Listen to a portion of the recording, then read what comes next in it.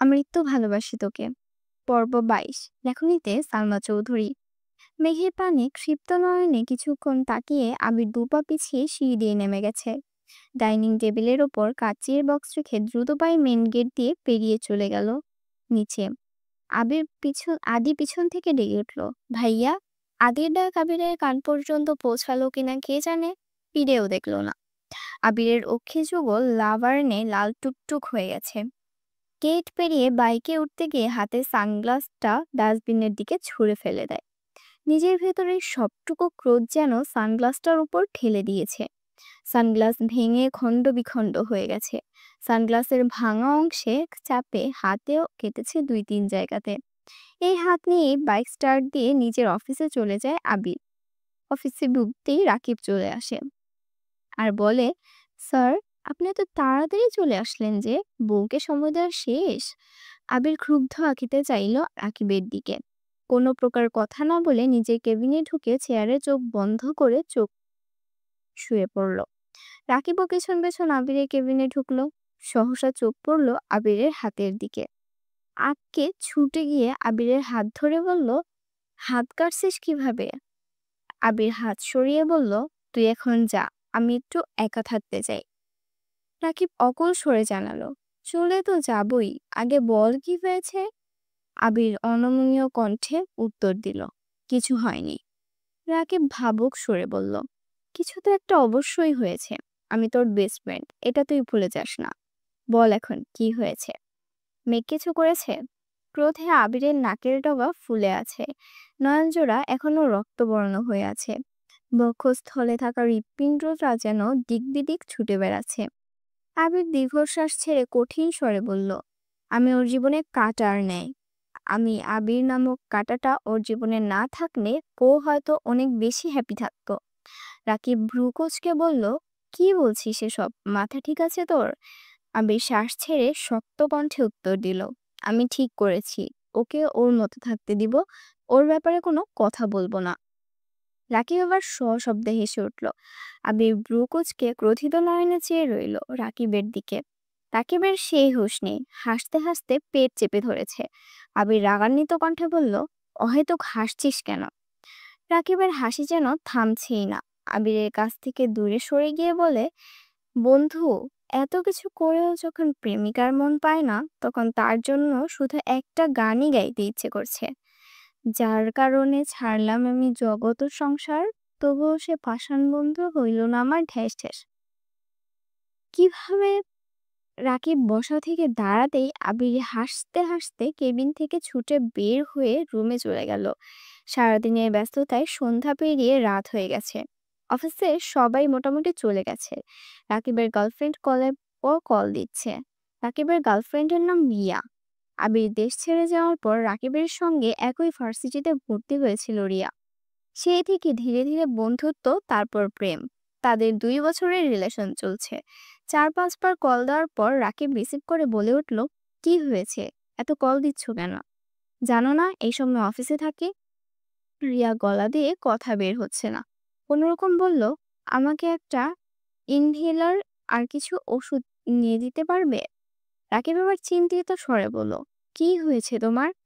আজকে দুপুর পর্যন্ত বাসায় টুকিটাকি কাজ করছিলাম, বিকেল থেকেই শ্বাসকষ্ট হচ্ছে, আস্তে আস্তে বাড়তিছে মনে হয়।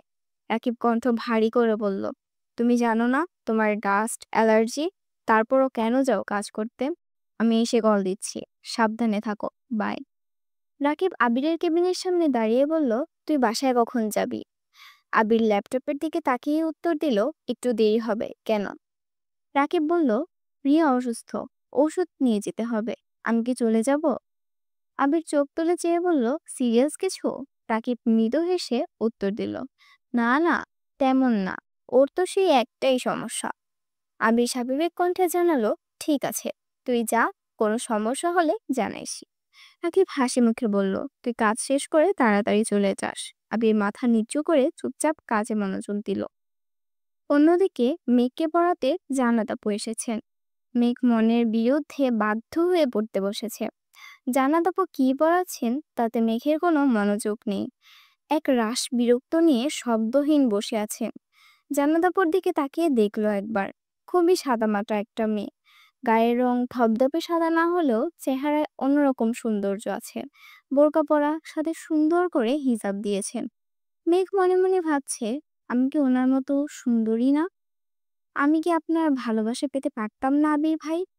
পরদিন নাস্তার টেবিলে প্রত্যেক উপস্থিত, শুধু আবির ব্যতীত। আদির খাওয়া শেষ হতেই আকলিমা খান বললেন, তোর ভাইয়া উঠেছে কিনা দেখে আয় তো আদি।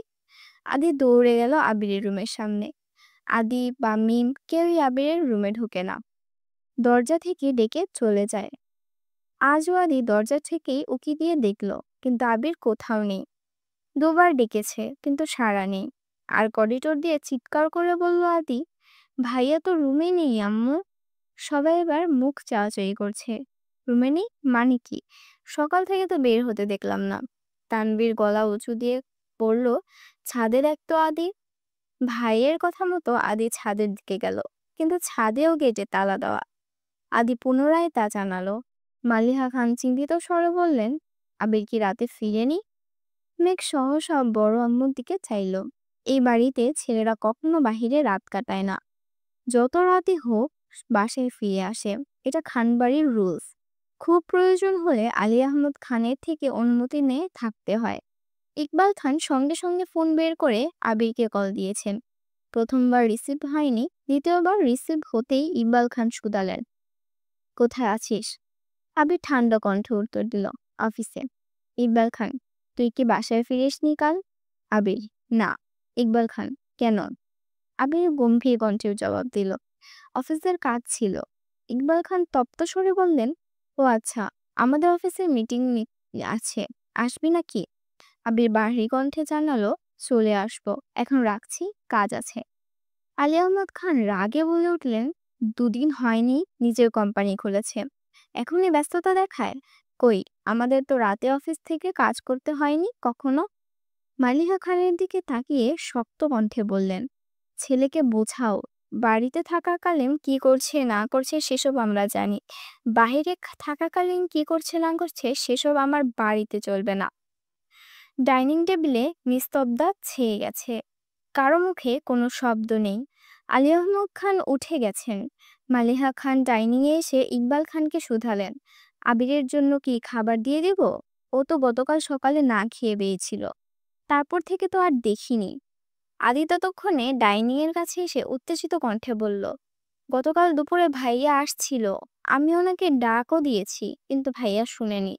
তারপর টেবিলে কাচ্চি বিরিয়ানির বক্স দেখে আমি সেটা নিয়ে ওপরে আপুদের কাছে চলে গিয়েছিলাম, তাই তোমাদের কাউকে জানাতে মনে নেই। আদির কথা শুনে মেঘ বিড়বিড় করে বলল, কাচ্চি বিরিয়ানি আবির ভাই আনছিল? আগে জানলে ওনার আনা খাবার খাইতামই না। নিজের ইচ্ছে মতো মারবেন, উম, ঝরবেন, আবার মন চাইলে খাবার এনে খাওয়াবেন, এতে আমি সব ভুলে যাব? এমন মেয়ে আমি না। ইকবাল খান বললেন, বড় ভাবি আপনি খাবার দিয়ে দেন, আমি অফিসে আসলে খাইয়ে দেবনে। রাত 10টার দিকে আবির বাসায় ফিরেছে। ততক্ষণে তিন কর্তী ব্যতীত সকলের খাওয়া শেষ। আবির ফ্রেশ হয়ে মা কাকিয়াদের সাথে খেতে বসেছে। এই যে মা, মামুনি, কাকিয়া এত এত প্রশ্ন করছে, আবির নিরাশায় সব শুনছে, কোনো উত্তর দিচ্ছে না। কোনো রকম খাওয়া শেষ করে রুমে চলে এসেছে। সময় চলছে নিজস্ব গতিতে। মাঝখানে কেটে গেল আরো 10 দিন। আবির আর মেঘের দেখা হলেও কেউ কারোর সাথে কথা বলে না। খাবার টেবিলে একসাথে বসলেও মেঘের দিকে একবারের জন্য তাকায় না। মেঘ ঠিকই দুই একবার তাকিয়ে দেখে, কিন্তু আবির যেন নিজেকে শক্ত আবরণে আবৃত্ত করে রেখেছে। বুকের ওপর পাথর চাপা দিয়ে দিন কাটছে। আবির যতক্ষণ বাসায় থাকে ততক্ষণ নিজের রুমের দরজা বন্ধ রাখে। মেঘও নিজের মতো খাচ্ছে, মিম আদির সাথে আড্ডা দিচ্ছে, জানালাপো পড়িয়ে যাচ্ছে। কোচিংয়ে থাকলে কোচিংয়ে যাচ্ছে, বাসায় এসে পড়াশোনা করছে, সবাই নিজের মতো করছে। শুধু মাঝে মাঝে ভাবে, আবির ভাই কি কিছু হয়েছে? আজ মেঘে এসএসসি রেজাল্ট পাশ হবে। সকাল থেকে না খেয়ে বসে আছে মেয়েটা। আলী আহমদ খান আর মোজাম্মল খান অফিসে চলে গেছেন। ইকবাল খান কোনো দরকারে আদির স্কুলে গিয়েছেন। আবিরও আজ সকাল থেকে অফিসের জন্য বেরিয়ে গেছে। আবিরের কিছুক্ষণ পর তানভীরও বেরিয়ে গেছে। ঘণ্টাখানেক পর রেজাল্ট পাবলিশ হয়েছে। মাহদিবা খান মেঘ গোল্ডেন জিপিএ 5 পেয়েছে। খানবাড়িতে খুশির আমেজে ভরে উঠেছে। কিছুক্ষণের মধ্যে মুজাম্মেল খান, আলী আহমদ খান মিষ্টি নিয়ে বাসায় হাজির হয়েছেন। ইকবাল খানও আদিকে নিয়ে ফেরার পথে কয়েক কেজি মিষ্টি নিয়ে এসেছেন। আবিরের পর মেঘই পড়াশোনায় খানবাড়ির মুখ উজ্জ্বল করেছে। মাঝখানে তানভীর 4 পয়েন্ট রেজাল্ট নিয়ে এসএসসি এইচএসসি পাশ করেছে। মালিহা খান ছেলেকে কল দিচ্ছেন কিন্তু আবির কল ধরছে না। তানভীরকেও কল দিয়েছেন কিন্তু ব্যস্ত বলছে। বাড়িতে এত আনন্দ কিন্তু দুই ভাই যেন নিরুদ্দেশ। বেশ কিছুক্ষণ পর আবির আর তানভীর বাসায় ফিরেছে। তানভীরের হাতে একটা র্যাপিং করা বক্স মেঘের হাতে দিয়ে হাসি মুখে বলল, কনগ্রাচুলেশন মাই ডিয়ার বোনো। মেঘ একগাল হেসে জানালো, থ্যাংক ইউ ভাইয়া। আবির কোনো দিকে না তাকিয়ে নিঃশব্দে দীর্ঘ পা ফেলে নিজের রুমে চলে গেছে। মেঘ আবিরের দিকে চেয়ে মনে মনে বলল, একটা মানুষ এত হৃদয়হীন হয়ে থাকে কি করে? সামান্য একটা কনগ্রাস শব্দও কি বলা যেত না? তানভীর মেঘের জন্য স্পেশালি রসমালাই নিয়ে এসেছে। মেঘ তানভীরকে কয়েক পিস খাইয়ে বক্স নিয়ে দৌড় দিয়ে ডাইনিং এ বসে খাচ্ছে, যেন অন্য কেউ ভাগ না বসায়। তানভীর নিজের রুমে ফ্রেশ হতে গেছে। 20 মিনিটের মধ্যে আবির অফিসের জন্য রেডি হয়ে বের হচ্ছে। আবিরের পেছন পেছন তানভীরও নামছে। মালিহা খান আবিরকে ডেকে বললেন, এই সময় আবার কোথায় যাচ্ছিস? আবির ভারী কণ্ঠে বলল, অফিসে কাজ আছে। মালিহা খান আবারও বললেন, মিষ্টি খেয়ে যা। আবির কণ্ঠ দ্বিগুণ ভারী করে বলল, সময় নেই। মেঘ তখনও ডাইনিং এর চেয়ারে বসে আছে। আবির ভাইয়ের কাঠখোট্ট জবাবে অষ্টাদের মন খারাপ হলো। মনে মনে ভাবলো, সত্যিই কি আপনার সময় নেই, নাকি আমার রেজাল্টের মিষ্টি আপনি খেতে চান না? আবির চলে যাচ্ছে। হালিমা খান আবিরের যাওয়ার যাওয়ার দিকে চেয়ে পুনরায় সিঁড়িতে থাকা তানভীরের পানে তাকিয়ে চিন্তিত স্বরে বললেন, আমি আরো ভাবলাম বোনের রেজাল্ট খুশিতে তোরা দুই ভাই মিলে এলাকায় মিষ্টি দিয়ে আসবে। তানভীর মৃদু হেসে প্রশ্ন করলো, এক বাড়িতে কতবার মিষ্টি দিতে হবে?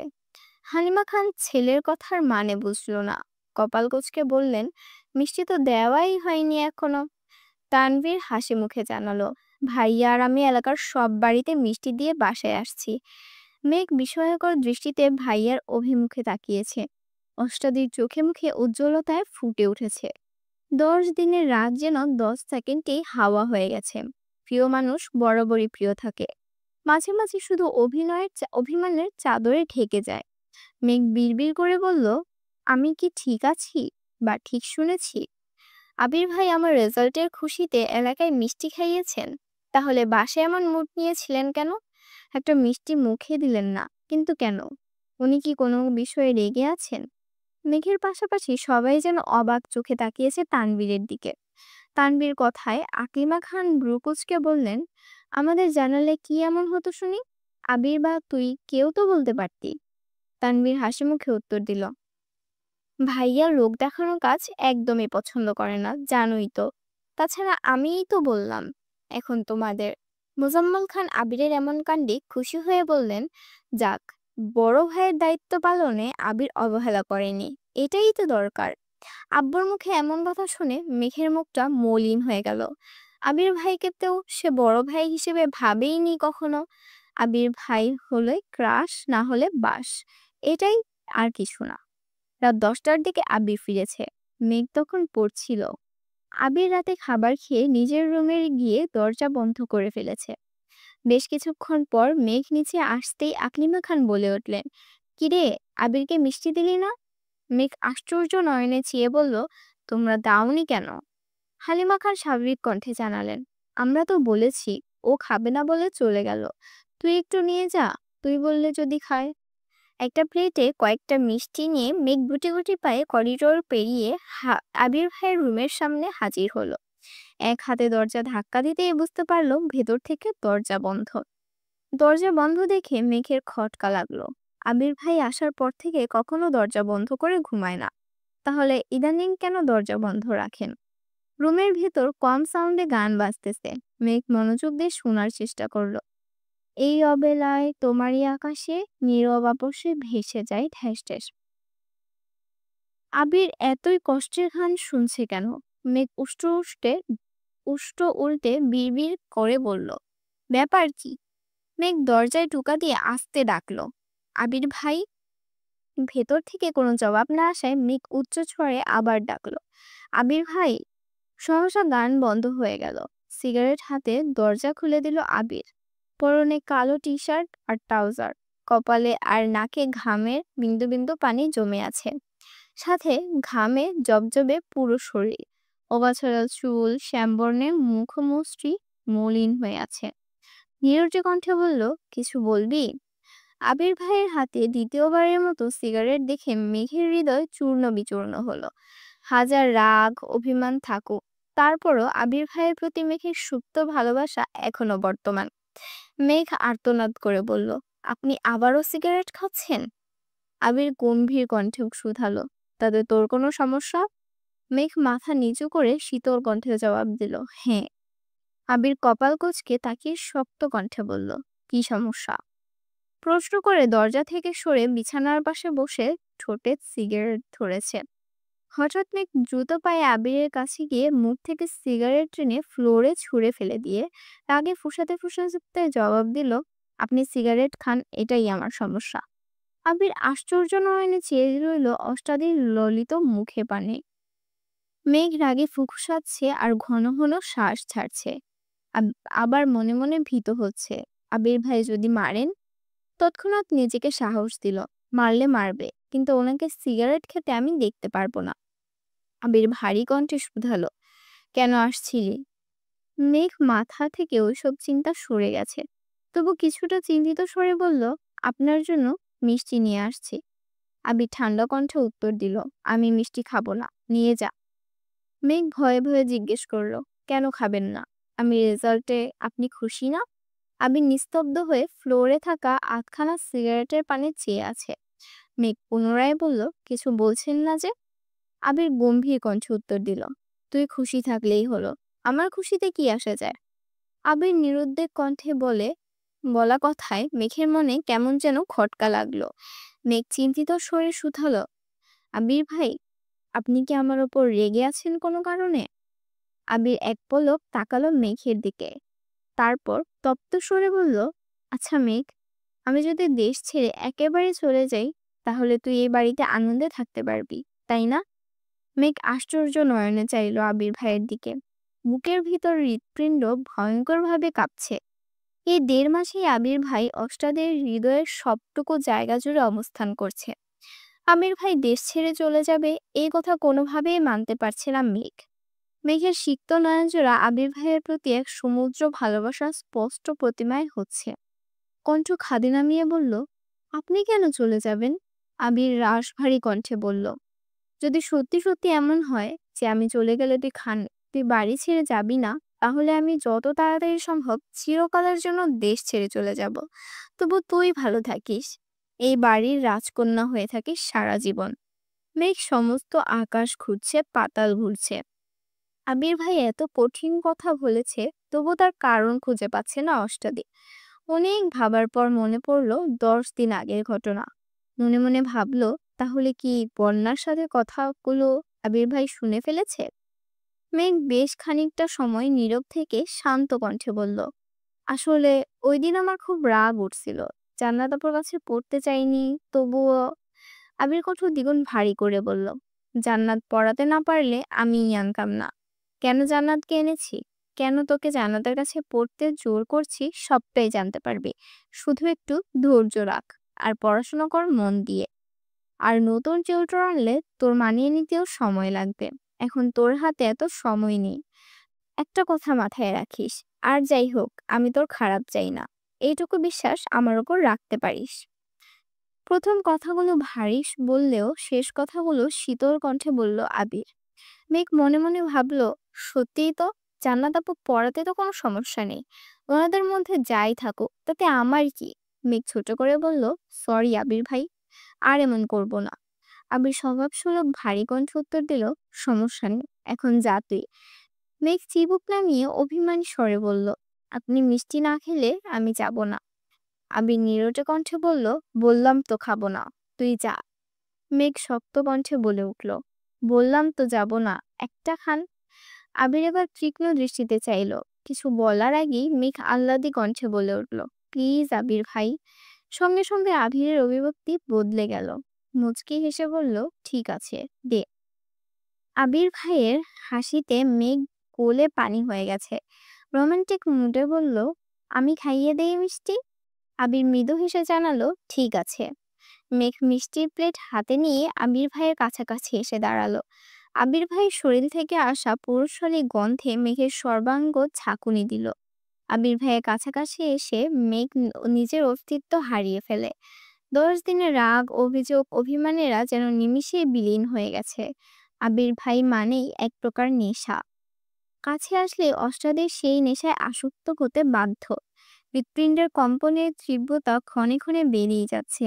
মেঘ ধীর হস্তে কাটা চামচে একটা মিষ্টি তুলে আবির ভাইয়ের মুখের সামনে ধরলো। আবিরও চুপচাপ খেয়ে নিল। উম, মিষ্টি খেয়ে আবির থমথমে কণ্ঠে শুধালো, আরেকটা কি খেতে হবে? মেঘ সঙ্গে সঙ্গে উপর নিচ মাথা নাড়ল। আবির মনে মনে বলল, তোর এই পাগলামি যেন সারা জীবন থাকে। মেঘ আরেকটা মিষ্টি এগিয়ে দিল আবির ভাইয়ের অভিমুখের কাছে। আবির দ্রুত মিষ্টিটা শেষ করে ছোট করে বলল, বস এখানে। মেঘ সঙ্গে সঙ্গে বিছানার পাশে বসলো। আবির একটা মিষ্টি কেটে অর্ধেকটা মেঘের মুখে ঢুকিয়ে দিল। মেঘ যেন নিজের চোখে বিশ্বাস করতে পারছে না। আবির ভাই তাকে মিষ্টি খাওয়াচ্ছে। মেঘ চুপচাপ মিষ্টিটা খেয়ে নিল। আবির দ্বিতীয়বার কিছুটা মিষ্টি মেঘের মুখের সামনে ধরে বলল, দুবার না খাওয়ালে তো তুই আবার পানিতে পড়ে যাবি। নে, হা কর। মেঘ মিষ্টি মুখে নিয়ে একগাল হাসলো। মিষ্টি খেয়ে মেঘ শান্ত স্বরে ডাকলো, আবির ভাই। আবির দৃষ্টি মেঘের মুখ বরাবর নিয়ে সুমধুর কণ্ঠে উত্তর দিল, হুম। সেই দরদ ঢালা কণ্ঠে বলা হুম শব্দটা অষ্টাদের মনের ভেতর উতাল পাতাল ঢেউয়ের সৃষ্টি করেছে। এই হুমতে মিশে আছে সীমাহীন ভালোবাসা। আবিরের দৃষ্টি অষ্টাদের মুখমণ্ডলে। ডাগর ডাগর আখিতে দীর্ঘ মনোযোগ দিয়ে চাইল। গভীর নলকূপের ন্যায় বিমোহিত সেই নয়নজোড়া আবিরকে স্থির করতে দিচ্ছে না। আবির চাইলেও নিজেকে শক্ত খোলসে আবদ্ধ রাখতে পারছে না। দৃষ্টি নামিয়ে নিল ফ্লোরে। মেঘ ডুব গেলে নিজেকে কন্ট্রোল করে শান্ত আখিতে আবির ভাইয়ের দিকে চেয়ে বলল, একটা কথা বলবো? আবির নিজ দিকে তাকিয়ে থেকেই উত্তর দিল, বল। মেঘ ভীত স্বরে প্রশ্ন করল, যদি বলি আপনি আর সিগারেট খাবেন না, তাহলে কি আপনি মানবেন? আবির ঠোঁট কিছুটা প্রশস্ত হলো। দৃষ্টি তখনও ফ্লোরে। মনে মনে বলল, তুই বললে হাসি মুখে জীবনটাও দিয়ে দিতে রাজি, সেখানে সিগারেট আর এমন কি কাজ? আজ এই মুহূর্ত থেকে আমি আবির সিগারেট ছাড়লাম। আর কোনোদিন ছুঁয়েও দেখব না। প্রমিস। মেঘ আস্তে করে বলল, কি হলো? আবির মেঘের দিকে আর চোখে চেয়ে বলল, ঠিক আছে, চেষ্টা করব। এইটুকুতেই মেঘ মহা খুশি। না জানি কি করণে সে অনেক খুশি। মেঘ বুক ফুলিয়ে শ্বাস টেনে সাহস নিয়ে বলল, আরেকটা কথা জিজ্ঞেস করি? আবির ঠান্ডা কণ্ঠে বলল, বল। মেঘ ডুব গেলে শীতল কণ্ঠে প্রশ্ন করল, চুল দাড়ি বড় হয়েছে, কাটান না কেন? মেঘের এমন প্রশ্নে আবির মুখগত হয়ে গেল। মেঘের দিকে তীক্ষ্ণ দৃষ্টিতে চেয়ে ঠান্ডা কণ্ঠে শুধালো, কেন? এভাবে ভালো লাগে না?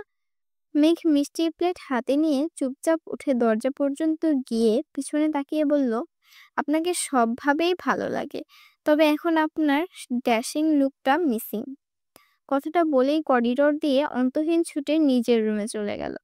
আবির দরজার দিকে চেয়ে নিঃশব্দে হাসছে।